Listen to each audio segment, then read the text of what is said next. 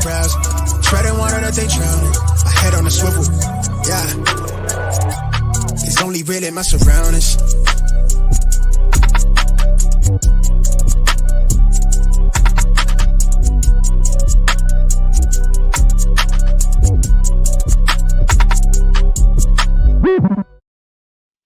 Hello and welcome to episode 87 of the Smash Accept podcast. I'm your host, Michael Royer. Joined with me today, he's in Smash 5. His team ain't too pretty in the face, but it's super thick with... I'm just sticking with my picks. Boom. My man's got 4 2023 firsts. And I know you were trying to go for the 8 that I had in Smash 3. Yeah. But how does it feel trying to accumulate picks and knowing you're not going to win? Because I know today we're going to talk about win now. Talk to me a little bit about your feelings. Because last week with Zoltan, fantastic episode if you guys didn't hear Great it. fun. Learning how to do that 1 year punt. Put yourself into position. Because next year you're going to be pretty good. 2 years I think you're going to dominate. But talk to me a little bit about the struggles there and then we'll move into win now. There's a reason they call it the progressive struggle. For me, for sure, it was tough. It was just not me, the opposite of me, because in nearly all my leagues, I'm going for it. I'm playing to win. You saw it in Smash 1 on display, and that's what we're going to talk about here. And we're going to go through a lot of the strategies on how to come right out of the gates and boom, dominate year 1, year 2. But look, it was a little tough at times. But I was just thinking with my picks. There he is, man. So there's the roster. There he is. We had to put up your doppelganger. Everybody knows the TikTok video out there. But I mean, I was. If I were you, I'd be happy with that. You get Jamar, you get Justin Jefferson, Deshaun Watson. Yeah. You start building that core, and you want to get those running backs on there. I had to just throw this video up there, this picture, because it just every time just brings so me good. joy. It's so awesome. But today, go ahead. I was just gonna say, it's kind of a diluted version of your 823 first. Like, one of the dangers of trying to punt in year 1 and accumulate picks is another team might do it too. And in this case, we had Michael McCabe, if you're listening in, nice work. But he basically was accumulating 23 firsts as well. And so between the two of us, we have 8, but he had some, I had some. And what happens is you start to see a little bit of inflation on the 23 firsts, right? The price starts going up. You got multiple people that want them, and it becomes a little bit harder. You're kind of competing over the same pool of draft picks. And so, but yeah, it was definitely uncomfortable for me the whole time. We can look at the board here and kind of go through it. But to get to 8, my man, you got to catch lightning in a bottle, Oh my gosh. You want to join that elite 8, and everybody else that hears this, send me yours if you have more. The only other guy in the Smash Accept leagues is Adam Armour. My man also has 8, and we keep going back and forth. He's an awesome guy if you don't follow him.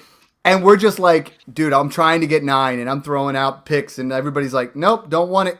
And I'm like, what? That's an overpay. And they're like, yep, but we don't want you having 9, And it's like, right. I've seen Dynasty Outhouse have the entire first round. I've seen guys do that. So it's exciting. But today what we want to what we want to talk about is win now, right? And this is more up our alley. Definitely your alley. I like to kind of, I mix it around a little bit. I'm in so many leagues and I'm in all the Smash leagues. So I'm trying to do something different in all of them. And this one, I just set out, I know you wanted to go for as many 23 at first as possible. So if my man John is going for a punt, I'm going all in because now I know I got 1 in 11 chance of winning this thing, or 1 in 10 instead of 1 in 11. Right. So basically, what we're going to do today is we're going to talk about how to go after that win now team, what that looks like. I know so many people are like, you have too many veterans. What happens? And a lot of people are like, I try to add value insulation, like we talked about with Zoltan. Other people are just trying to take youngest guy available for a sexy roster and don't win for 10 years.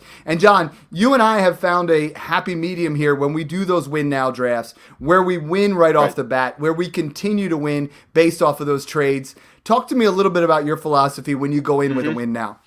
Yeah, so I'm coming in, and yes, of course, you want to win year 1. I mean, in the case of Smash 1, I felt like as one of the pod hosts here, I had to kind of show everybody what's up, show them I could compete. So I knew I wanted to go for it. And pretty quickly, you do go all in. But what I'm trying to do is build for a 2-year window, ideally, and potentially 3 if you play it right. But when your team starts to look like, and I mean the moment that you are convinced more than 50% chance that you're not going to win it, let's say in year 2 or year 3, you got to start tearing it down, start moving pieces to the other contenders, and be ready to basically blow it up. But that's kind of what I'm looking at. So if you're looking at players, you're taking those veteran discounts, you're trading up potentially. So we should talk about some of the moves that you and I like to make. But that's the philosophy going in. Yeah, and I think what I try to do in this particular draft, if you can be in that, you want that first pick, you want that quarterback in there. If you're going win now, definitely. You want Taylor, or you want one of Allen, Mahomes, Herbert, Burrow, maybe even Lamar Jackson, because then you create yourself a window where at least you don't have to rebuild at the quarterback position. Right. What I like to do is you'll see in this draft, I like to, when I go win now, get a couple quarterbacks that I know are going to be around for 2 to 3 years, which I did in rounds. I moved out of round 1, added a 23 first, used that 23 first to really, I got to give a shout out to my boy CJ, that's at iVid for you, and now it's FF Day Trader. Dude always goes in rounds 3 through 6, just loads up. So somehow he just keeps moving back until he gets into that spot. And that's kind of what I was trying to do in this particular draft. Right. I moved back from 108 to 203, added a 23 first, did that with our man Craig. Craig's an awesome guy as well. And I made the trade with him. And I was like, all right, I'm going to move myself into an area because I want Jalen Hurts. I love Jalen Hurts. Yeah, you do. So I had 203, 205, and in my head I'm saying, you know what? I'm going to come out with Jalen Hurts. And I really like DeAndre Swift in this situation. That's a guy that I want to go in there. So Hurts, and as young as he is a phenomenal win now piece because I feel like this year we're talking about a top 5 quarterback with a top 8 floor. Like he's going to be top 8. He has this. He's a dark horse guy. where AJ Brown too. Yeah. Outside of Allen, Herbert, and Lamar, and Mahomes, he's the guy that I think could finish 1 to 3 overall out of anybody else in that area. And I feel like that's something that's there. Then we get to 205, and I'm like, okay, DeAndre Swift is here, but somebody else wants to move up. So I'm going to move up some of my other picks and my other quarterback. You guys know me. Dynasty Dad rolls with like 5 different quarterbacks. I always have Josh Allen, Jalen Hurts, Matthew Stafford, Tom Brady, or Lamar Jackson. Those are like all of them. That's it. That's my crew. So I moved back, and I told you all along I wanted Stafford and Hurts, and boom.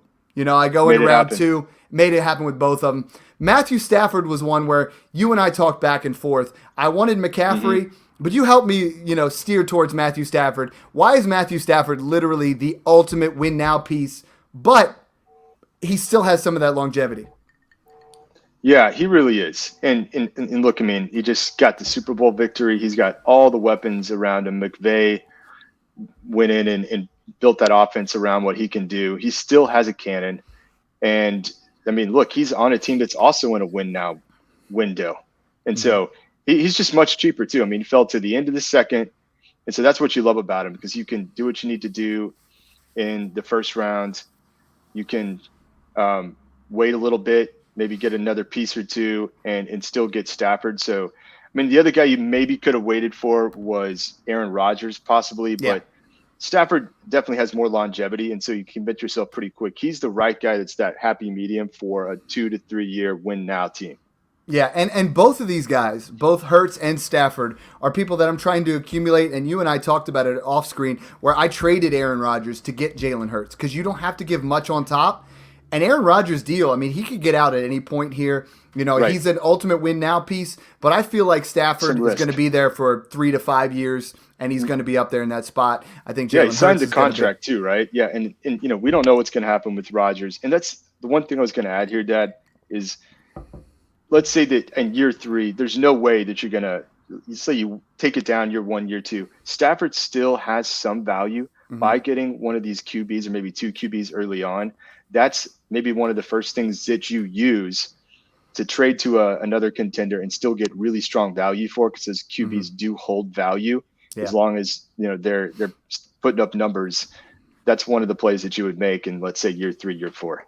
And I think the other play here that I keep using for accumulating value, if you want to win right now, I mean, if you have picks 1 through 5, if you have a Josh Allen, a Patrick Mahomes, a Justin Herbert, any of those guys, you can move back in the amount of capital you can get. I have seen people trade for Josh Allen their second and their third. I've seen guys trade their second, their fourth, and a 23 first.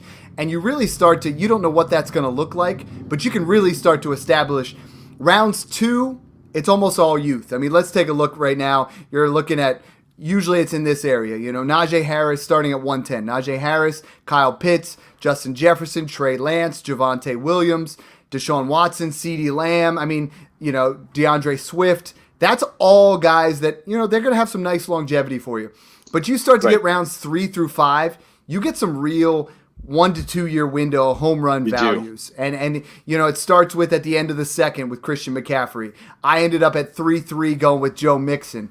Austin Eckler falls into that area, and you start to really debate, how am I going to look at this? And when I go win now, I usually go at least one quarterback in the first 2 rounds, and then I start hammering home those running backs. No doubt. Which isn't my typical build. My typical build is I like those wide receivers. But because of that age gap, John, I mean, we had a group that was absolute ballers for years up in this area with DeAndre Hopkins, with Mike Evans, with, all those guys.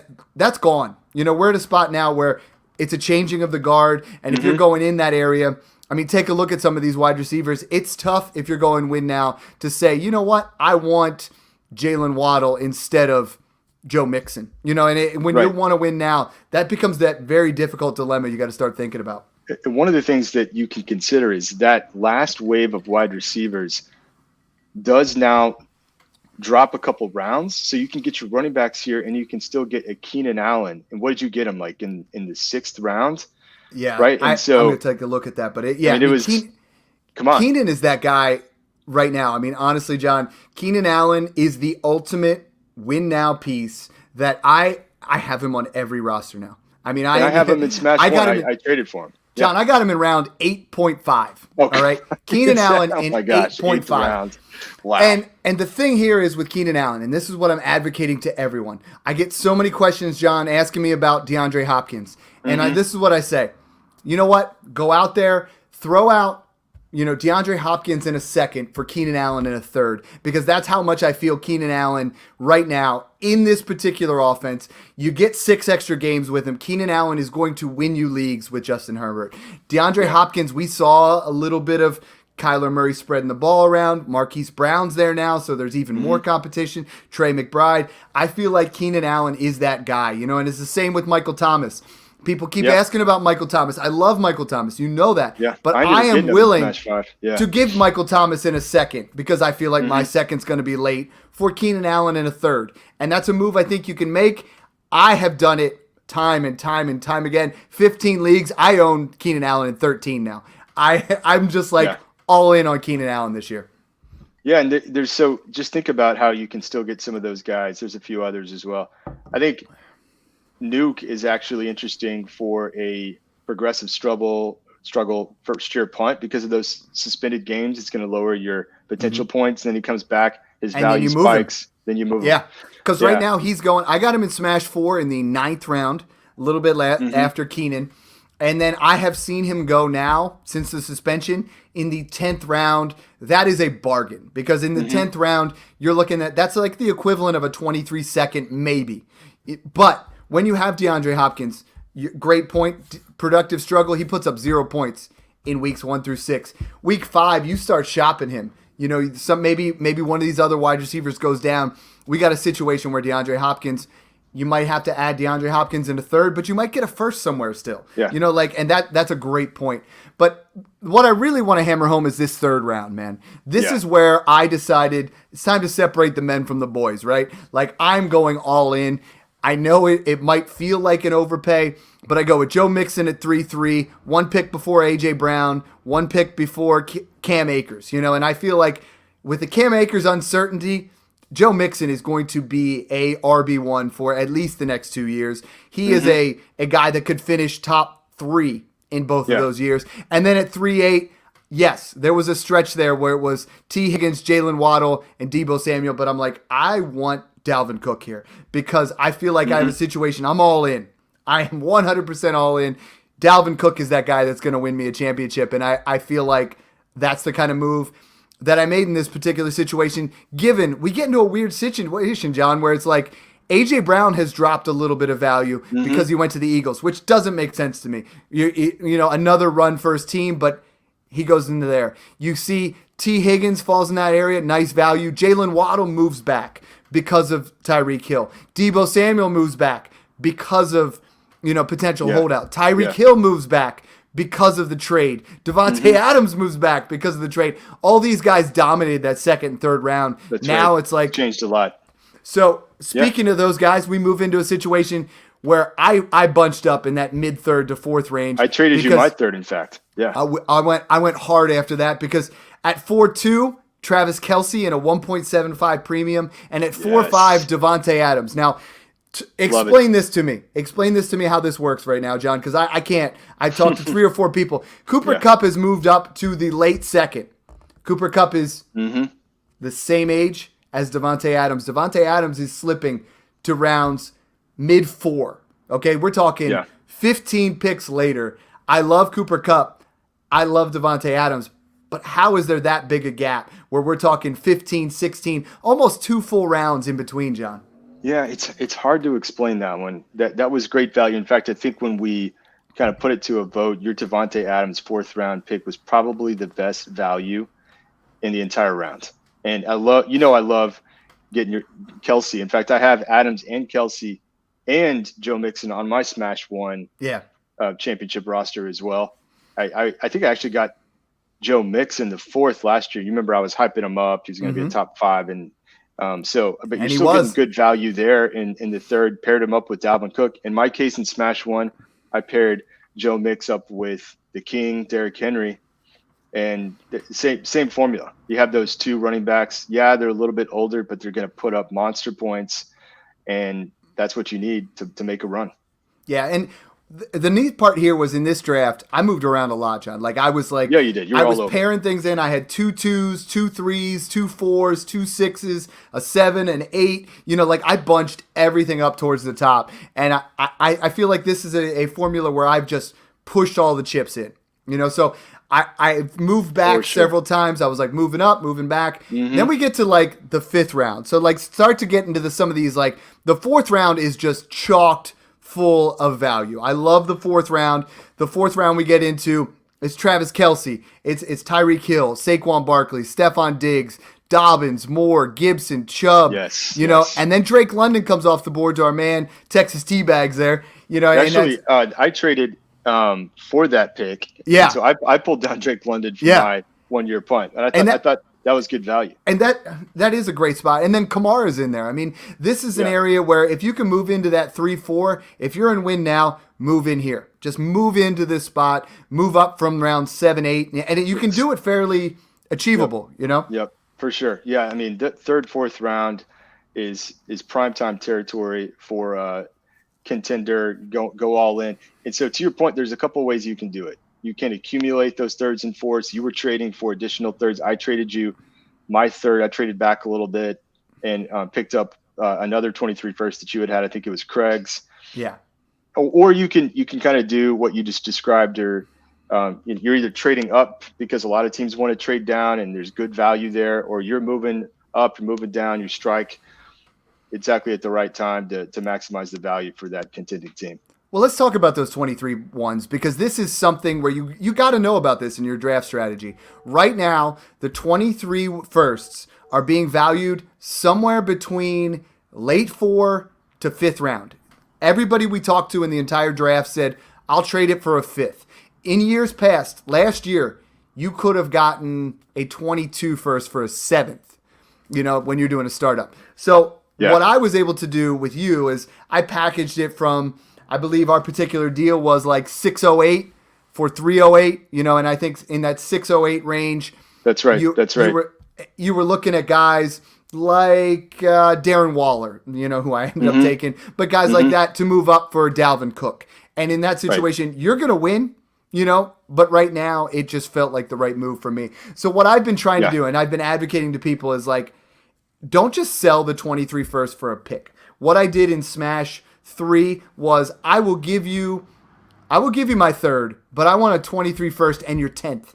Because then you get to that 10th round, and you can take a guy like Davis Mills, like Brandon Cooks. You get that toss in, no matter what round it is. Because rounds 10 through 13, people are throwing those guys in. And that you can end up getting some value there where you get a guy that's a solid player. You're going to get a player that is going to give you you're looking at a Gabriel Davis, a Rashad, a Stevenson, a Ritter, a Mills, a Tony. Yeah.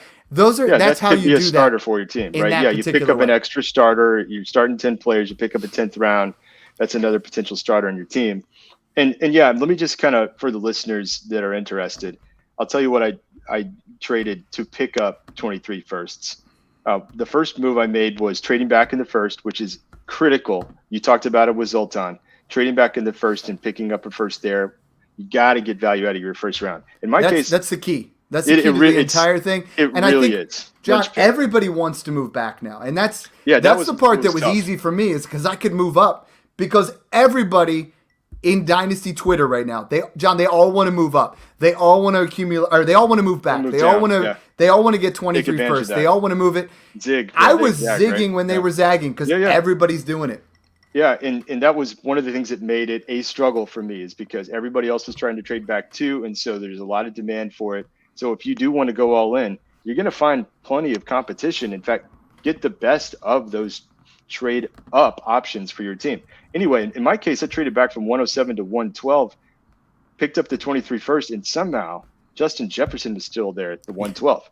So I was so jealous of that one, man. That was maybe the best value in the first round. And then another one I picked up was trading back from the 3rd to the 6th for that 23 first that you had. Now, I wouldn't trade for your 23 first, though. I know. We went back and forth with that like 10 times. He's going all in. I can't do it. So that's one caution, is don't necessarily just go after any random 23 first. Mm-hmm. You got to kind of tell yourself a narrative like, this is going to hopefully be an earlier 23 first. Another one I did was I traded from the mid-second and mid-fourth to the end of the second, into the fourth. So traded down twice, about 5 picks, and picked up a 23 first there too. Mm-hmm. Somebody really needed to trade up in the second to get a quarterback. That was my boy Texas T-Bags. I kind of respect the move that he made, but in my case, it worked. Trevor Lawrence. You got Trevor. Trevor, who was going in the first in startups last year. So, I get it. And we kind of helped each other there. But those are the kind of moves I was making to accumulate these 23 firsts. Of course, I have my own as well. Yeah. But I thought I'd throw that out there for the listeners too. And a lot of people are asking to say, hey, where are these guys going? So, these rookies really changed the draft right now. This is our first one that we've done.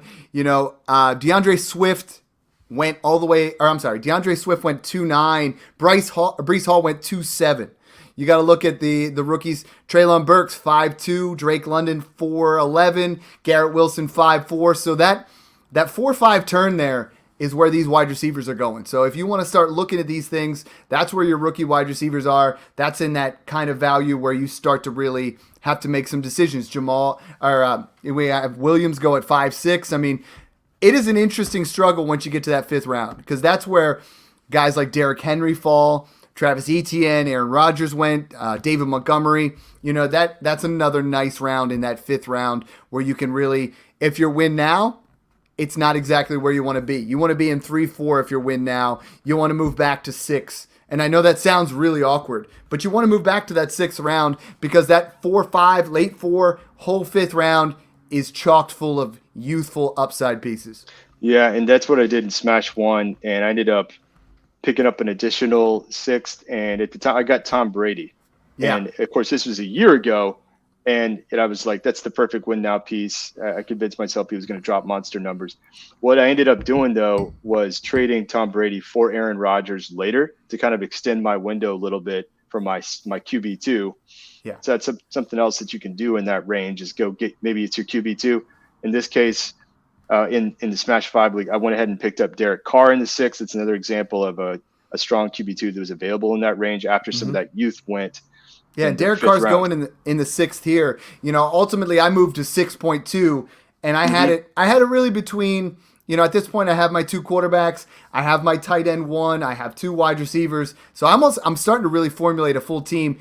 But Darren Waller falls, John. I mean, Darren Waller has fallen from a 2nd round startup to a 6th round. And so you guys don't know, Smash Accept leagues are 1.75 tight end premium. Yeah. That could be massive. I mean, I think Darren Waller, that's scary. It's greatly exaggerated how people feel like he's fallen off because Devontae Adams is there. Darren Waller, you guys can tell it's like a mid-afternoon pod. Just so you guys know, John and I are like, yo, let's do this on our lunch break because these guys need some content, and that's kind of where we're at. But Darren Waller, I think, is still a top 5 option when it comes to, depending what your squad looks like. I mean, a lot of people, I feel like TJ Hawkinson's in that area. There's a lot of tight ends that are ascending. Freiermuth's working his way up. But Darren Waller still has a window here of 2 years where if you win now, he is a beautiful piece on your team. And I love that part of your win now strategy to get 2 top tight ends in a premium, 0.75 premium. I hate to break it to the other Smash 5 teams that are competing, but watching Dad with Kelsey and Waller on that same team, that's going to be fun. Be rough watching those guys drop points. Here's the worst part is I moved up to 12.8 to get Zach Ertz as well. Ertz. So now, there's 3 guys there that I think this year finish in the top 8, Dang. And I think they're not longevity pieces, but I did actually take a young guy. Every single guy in this league, Smash 5 is awesome dudes, honestly. Great but guys, they were like, Dad keeps getting older and older. So I'm like, okay. We get to the 6th round, and then we start to get some youthful pieces. Mac Jones goes at 6'3". Zach Wilson goes at 6'5". Love Zach Wilson, by the way. Derek Carr at 6'6". And then I'm like, oh, man, I am going to get my guy here at 6'8". I get Michael Pittman at 6'8", and I think Michael Pittman, wide receiver 15 last year. John, I feel like Michael Pittman finishes as a fringe wide receiver 1 this year. With Matt Ryan in a new system, a better offensive line, I think they are going to absolutely feed Michael Pittman here.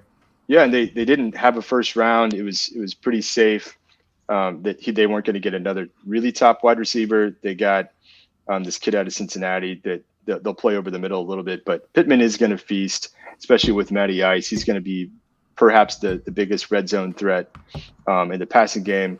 And with JT, you're going to have play action open all the time. JT's going to get his, of course, but Pittman could absolutely drop a lot of touchdowns in that offense this year. I had to get Pittman after I got sniped in Smash 3 by Josh Brown at Jay Bunder Shepherd. Awesome guy. I actually made one of my patented dad, memes, like one of my edits that are so obviously made by a dad. And I was getting ready to post it, and he sniped me. He moved up in front of me and took Pittman, and I'm like, no. I was like, I made a graphic Not and gonna everything. happen again. Right? Yeah. I was like, nope, I'm going in. I'm going to get myself some Michael Pittman. Love him. Jacobs goes 6'9", and then Cousins and Matt Ryan go 6'10" and 6'11". So a lot of quarterbacks in this range. Even the next round, we look at Pickett and Brady go 7'6", 7'7".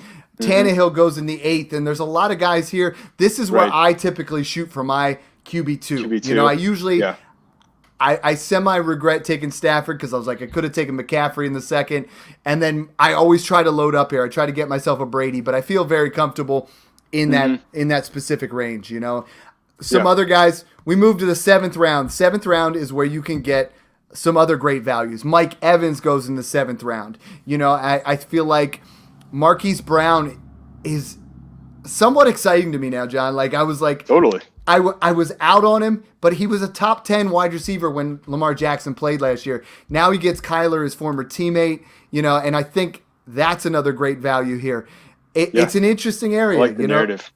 Yeah, especially with Nuke out, right? Exactly. Zeke falls all the way to 7'10" at this point. Crazy. I know that's Mung's guy. I mean, that is a great value there by Craig. He went in there and he got that pick. And I feel like this is an interesting area of the draft as well. Who's the guy in this 6, 7, 8 range that sticks out to you where you're like, man, that kind of value just blows my mind? Well, I do like the Zeke one. These vet running backs that we know are declining in value, people keep letting them drop. They're great targets.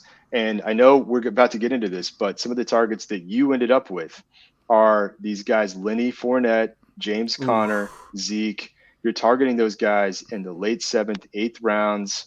And, I mean, those could all be top 5 running backs, easy top 10 running backs. That's another way to go about it is a lot of guys like to – so if I had gone, in the 3rd round, if I had gone T. Higgins, and if I had gone a couple younger, you can always do it that way. For James Conner, In a point 2.5 PPC, John, I told you from the get-go I am going to pound the running back position. Yeah. And that's what I wanted to do. Well, you have but to. if I'm, if I'm building this and I'm like my typical build, you know what? I'm getting those wide receivers in that second and third round. I'm getting those young guys. Sure. And then I'm really going to target hard Leonard Fournette in the 7th, James Conner in the 8th, Zeke in that round. Yes, and Leonard Fournette, I got to talk about it a little bit because his value for some reason, okay, Mixon and Dalvin go in the 3rd. Leonard Fournette, same draft class, same age, crazy production, and he falls all the way to the 7th round. And I feel like there is not a better running back value than Leonard Fournette. I've been saying it for almost a year on the podcast now, and it's not changing, and I don't understand it. Yeah, and he does have the contract. I think they can get out after the 2nd year. Oh, but for if you're in a 2-year window, you're fine. Yeah. Yeah. What happens with Tom Brady? Maybe they feed Lenny even more, for all we know. It's hard to say, but for this coming year, I've kind of convinced myself. I think he's a top 5 running back this season. I think so too. And you're getting him in the 7th or the 8th round. Here's the thing: if you are playing to win, you have to have the running back depth. You've already kind of spoken to it. Mm-hmm. But if you look at my Smash One roster, nearly the entire bench is running backs because they're inevitably going to go down. You got to have some handcuffs. You got to have some different plays that you can throw in your lineup if you lose one of your other running backs. In my case, I did lose Derrick Henry last year, but I had enough other running backs on top of Mixon that I was able to throw in there and still take down the ship, right? So I think those running backs are a key part of any contending roster. Like you said, you could still get those elite wide receivers earlier on. I actually did do that in Smash One at the time I drafted Tyreek early on. And so you can still play it that way and end up with some of these running backs. Yeah, I think, and the one thing I wanted to do in this draft, and I told you about it, was I wanted to move all my picks. I wanted to have 10 picks in the first 8 rounds. I wanted to have a full starting lineup because round 9, round 9's a little interesting. Round 9, I feel like, is where we start to really fall off with a little bit of the value. But at this point, we're looking at a starting lineup of quarterbacks, Hurts and Stafford, running backs, Mixon and Cook, wide receivers, Adams and Pittman, Kelsey at tight end, flex, Darren Waller, Leonard Fournette, Keenan Allen. So now we have a basis of where we're going to start. Let's talk about these rounds, because once you get to 9 and 10, I wanted to move a little bit out of the round 9 because round 9 is a wide receiver type round, same as 10. I mean, it's Ayuk, Mooney, Allen Robinson, Juju, Pickens, Ridley, Michael Thomas, Mike Williams, Clyde Edwards-Helaire, Trey McBride. This is an area where I feel like in a win now team, aside from Allen Robinson and maybe Michael Thomas, this is a round that I was trying to move out of. I was trying to move myself up so I could go for Keenan Allen because that's something I've been preaching for sure. Yeah, and I'll tell you one thing that people need to watch out for is you're let's say you're in round 9, round 10, you're starting 10 players. We're in May. Don't necessarily fall victim to having to fill out the roster I don't have this position yet. Just draft for value. 100%. If you're in a smash league, you're going to do a million trades. You can trade later. Take the best player available. Yeah. Don't get trapped into, I don't have this position depth yet. That's one thing to keep an eye on.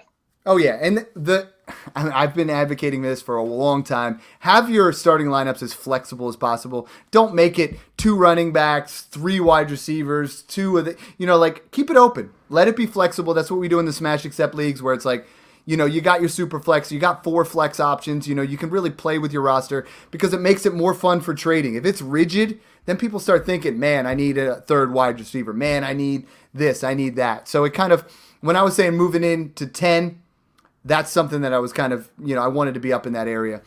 Some values in the 11th round that I couldn't pass up on. I had 3 11th round picks. Ultimately, Brandon Cooks, Davis Mills fell into that area where I was like, I needed that 3rd guy, that 3rd quarterback. And Brandon Cooks is just every single year criminally underrated, and I feel like he is a great value here at this point in the draft. Right on. And I'll just throw this again for those that want to try the punt. The guy that I was targeting in that range in the 9th, 10th, maybe even 11th round, Calvin Ridley. Yeah. Suspended for the year, no potential points all season long. Yeah. No, I like that. Some of the guys, and I get, these are some of the most polarizing guys when it comes to startup drafts. I want to talk a little bit about Kareem Hunt, Miles Sanders, and Rashad Stevenson. All three of those guys go in the 10th round. I think all three of those guys have some upside, but I feel like it's a situation here, John, where you know, Miles Sanders could be that guy in Philly. Stevenson could be the guy in New England. Kareem Hunt could move on, you know, and they're kind of interesting value there for sure. I think we move on to the 11th round, and this is where we start to get some of those rookie quarterbacks. You know, people start to take some risks on Malik Willis, on Desmond Ridder. I personally, you know, fell into that range. I was thrilled to get Davis Mills in that range. But these are the quarterbacks that I think you could be that third guy on your team, maybe that fourth guy. Daniel Jones goes at 11-10, Matt Corral at 11-11, even Sam Howell and Jared Goff, Baker, Mariota. These are the guys that you can start to add in there, give yourself a little bit of quarterback depth to build your teams. And I think this is the area where you really separate the men from the boys. You know, you really decide what you want to do with your roster, which direction you want to take it, because some of these veteran values feel phenomenal. Some of these rookie values, if you're not win now, they feel fantastic as well. So I think this is a prime area where you want to load up on some things, some values that I found in the 12th round. I mean, you got Devin Singletary, you have Adam Thielen, you have Robert Woods. All these guys could carry some nice value for you. And I think the more you do this, the more you do mock drafts, the more you listen to podcasts, the more you figure out what kind of strategy you want to go in, you know, and you have to go in with a fluid idea to not really pigeonhole yourself into one specific draft style, you know. And John, I was talking about a lot of the rounds 11 through 14 are so directional. You know, you can really, if you have a win now team, some guys that fall like Tyler Lockett, Michael Gallup, you know, Brandon Cooks, Adam Thielen, Robert Woods feel like great values. If you are in that, you know, I'm going to push it back a little bit. Guys like Malik Willis, Desmond Ridder, Alex Pierce, John Mechie, you know, so many guys there feel like good values. Albert O, you know, it really it really starts to separate yourselves where you don't have to trade up into the 11th. You just have to look at the guy next to you, the guy that picks ahead of you. I'm like, oh, he's win now. He's going to take Zach Ertz. Absolutely. In that situation. Yeah, and this is where you can go get some of your guys. Take a look at ADP.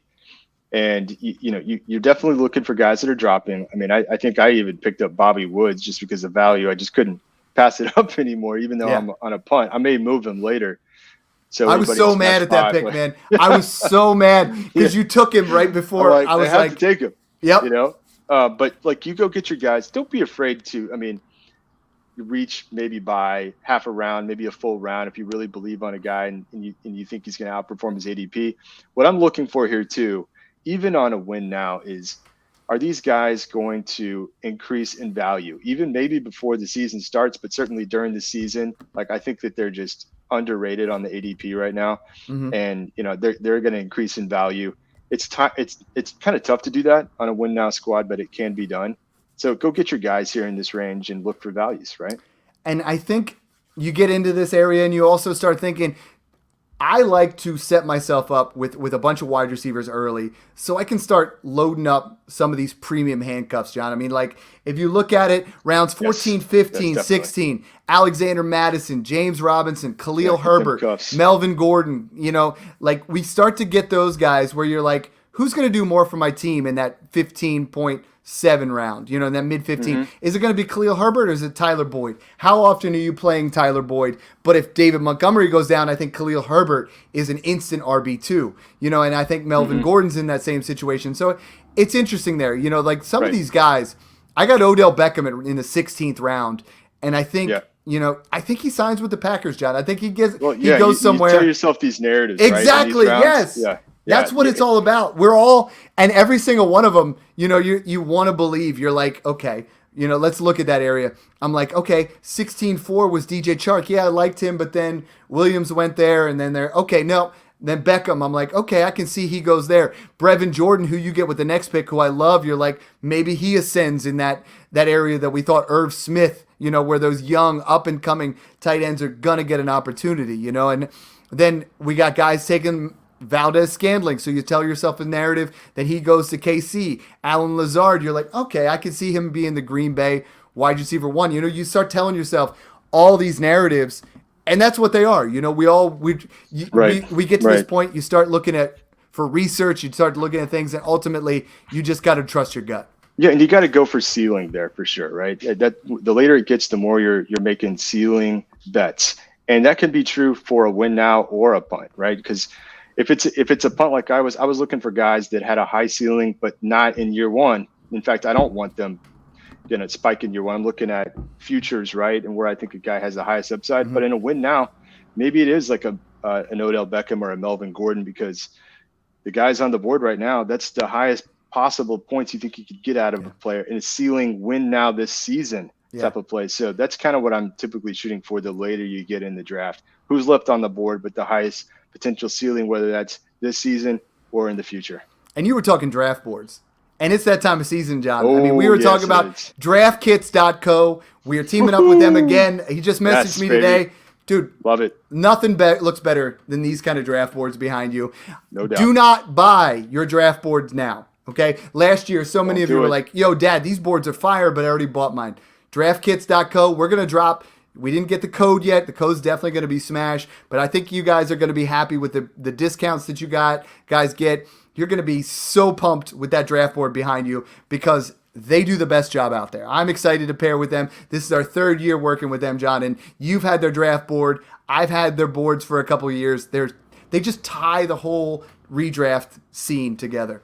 Oh, yeah. If you're doing a draft party, it's an absolute must. It makes it so much more fun. You saw me last year coming down poolside, dropping my Tom Brady pick on the board to his Jay-Z. Just have some fun with it, right? It really does allow for the party to really be taken up a notch when you're doing those drafts. Yeah, a couple guys I want to hit on here before we go. Some of the later picks that I had here. 17.8, KJ Hamler. Right, you were on the clock, and I thought for sure you were going to strike while the iron's hot. Yeah. I think he's worth the gamble right now because we loved him coming out of college. We didn't love the landing spot. Russell Wilson's there, and Jerry Jeudy legal issues. You know, this is a little scary, and I think KJ Hamler could provide some nice value in this range. Tim Patrick too. If you that Jeudy might miss time. Yep. Tim Patrick's also pretty interesting. I think he went that same round, too. He did in FFPC. I drafted him like 5 minutes later in the 6th round because, you know, everybody wants those rookies then. Mm-hmm. Trey Sermon, I got at 18.3 and Nico Collins at 18.5. I can tell myself a story where Trey Sermon, if we have a struggling, you know, Elijah Mitchell, Trey Sermon was the guy that they wanted it to be. You know, and Mung talks about that all the time. Nico Collins, you know, they're starting to put a nice little wide receiver core there for Davis Mills.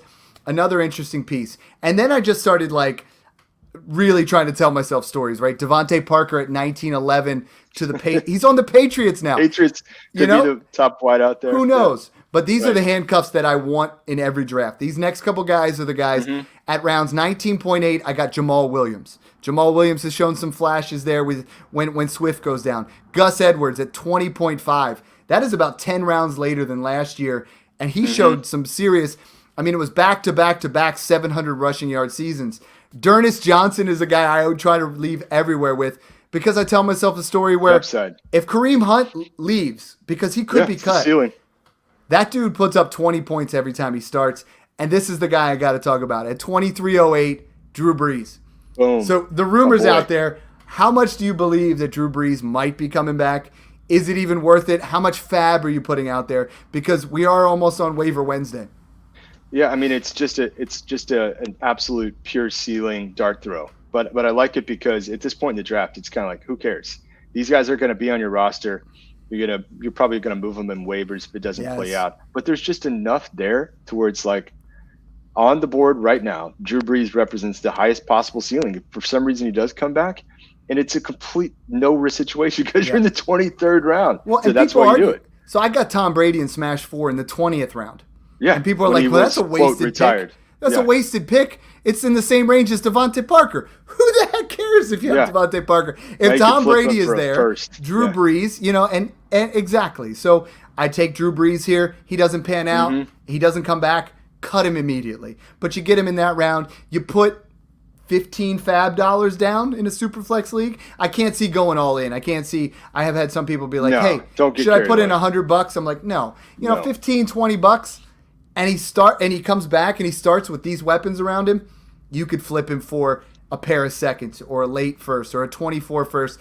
And John, that's something that we're going to have a whole pod on this, but everyone's like, hey, I can't get a 23 first. No one's selling 23 first, but I think he's worth more than a 23 second.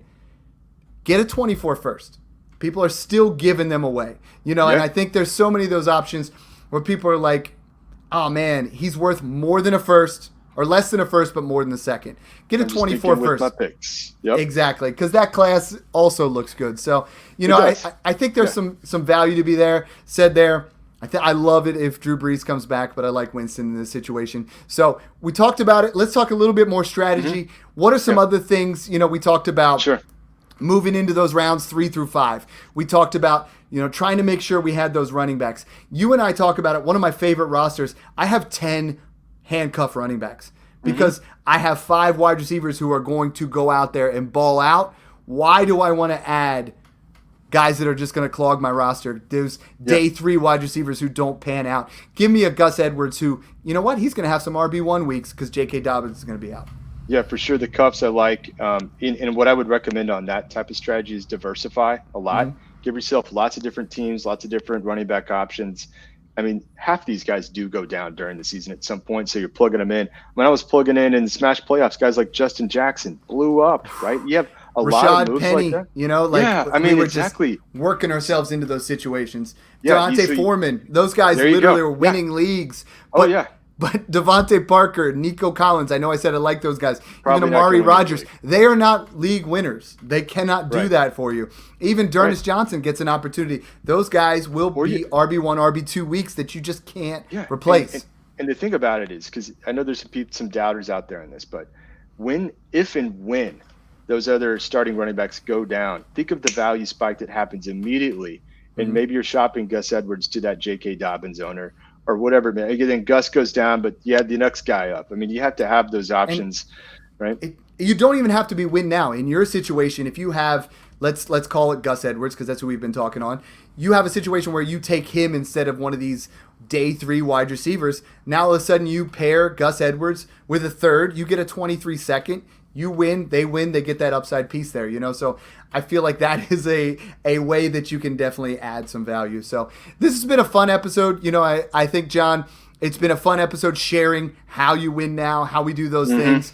Ultimately, when it comes to trades, and we have opened up our Smash Patreon, it is blowing up. We have added 10 guys this week. We're running a special right now, $12 for the whole year. That's $1 a month. That's 25 cents a week to Easy. Get access to John, myself, and Mung. I'm getting 80 to 100, sometimes 200 DMs a week, and it's getting very difficult. So, I love you guys. You know that. I'm always going to try my best. But with John and myself have, demands in our jobs that are increasing. Mung's doing his thing as well.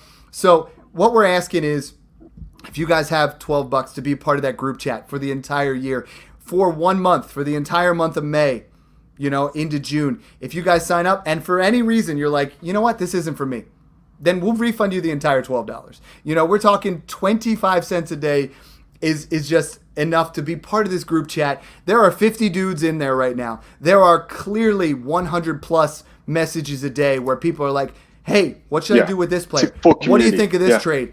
And it has just become a community where a Smash family, everybody's talking trades. Everybody's starting to think the same way. That 50-person group is going to go out there and win 200-plus leagues. Oh, yeah. And they're going to go out there and dominate. I was just going to say, too, we're pumping it right back into the pod and everything that we do to build the community, right? That's all this is about. It's making it a better place for everybody. Some headphones for dad so he doesn't have to – so when his kids steal him, he's not wearing these, if you guys are watching this, little kids' headphones. No, but, we're looking at getting, some premium access to – PFF, some premium access to, football guys and all kinds of different subscriptions so we can give you the best content. StreamYard costs money. Like, we're not out here begging for money to try to make anything out of, there's no money to be made in that sense. But it makes it so we can give you guys the best content. So we can, go out there and do some things and make some moves with companies like draftkits.com so we can really present premium content to you guys. So, we appreciate you guys. If you guys want to be a part of that, reach out to me, DM John, just say, hey, listen, We want to be a part of that. $12. It is a fantastic deal. There have been 10 guys that signed up this week. Every single one of them has reached out and been like, Dad, you weren't lying. Like, these are dudes that are out there. Hundreds of messages, and you talk about people have it on Reddit and people have it on Facebook. This is nothing like this. These are dudes that are completely just in touch, in tune with the trade markets. Right on. And right on. We just love interacting with you guys. So, anything to add to that?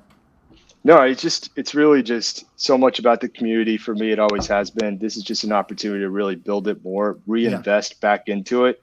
I know you and I talked about this for the last year, where it's like, no, we don't want to. We were resistant to doing it at first, yeah. And now it's just like there's just so much time involved in this, and there's so much going on. We just want to be able to give you the best content. We don't want to pay hundreds of dollars to make sure we're giving you that. We want to make sure we're giving it back, and we are going to win you guys some leagues. I promise you that. And that's where pods like last week with the productive struggle, pods like this week on how to win now.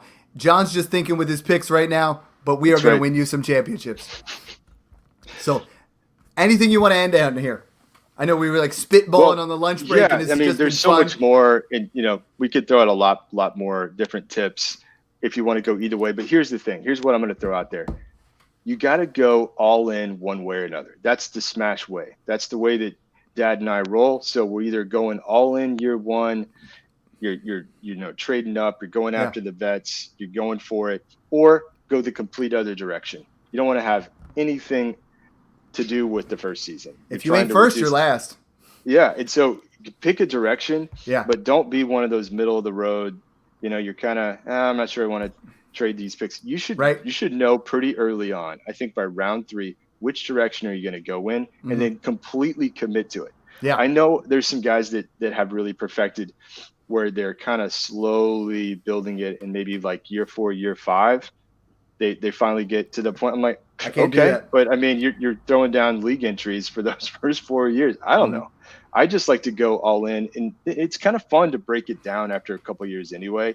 I know I'm going to be doing that in Smash 1, but I took it down year 1, maybe have a shot to do it again here in year 2. We'll see. And then it's kind of fun to rebuild. You win year 1. You pay for how many seasons? That pays for 6 years, maybe 7 years. Yep. So then all of a sudden, and I know a lot of people are like, well, what about year 2? Okay, well then stroll into year 2, and if it doesn't look good, tear it down. Because you're going to get 24 firsts for these guys, and you're going to be able to accumulate picks.